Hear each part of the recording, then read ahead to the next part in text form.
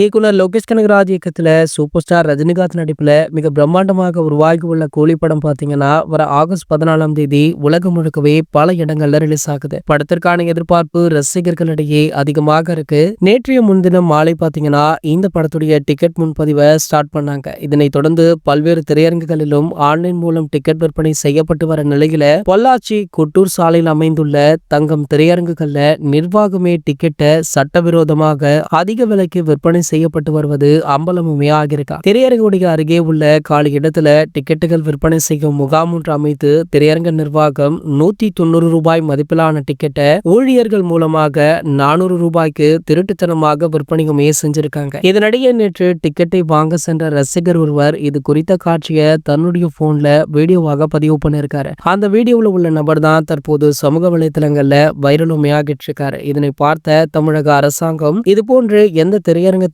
நடக்கக்கூடாது, அப்படி நடந்தால் கண்டிப்பாக அந்த தியேட்டருக்கு சீல் வைக்கப்படும் அப்படின்ற அறிவிப்பை வெளியிட்டிருக்காங்களாம். இதனால பாத்தீங்கன்னா கூலி திரைப்படம் ஓடும் திரையரங்குகள்ல பிளாக்ல யார் டிக்கெட் விற்றாலுமே கண்டிப்பாக அவர் மீது சட்டப்படி நடவடிக்கை எடுக்கப்படும் அப்படின்ற தகவல் வைரல் ஆகிட்டு இருக்கு. இது போன்ற செய்திகளை பற்றி நீங்க உடனே தெரிஞ்சுக்க நம்மளுடைய சேனலை மறக்காம சப்ஸ்கிரைப் பண்ணிக்கோங்க.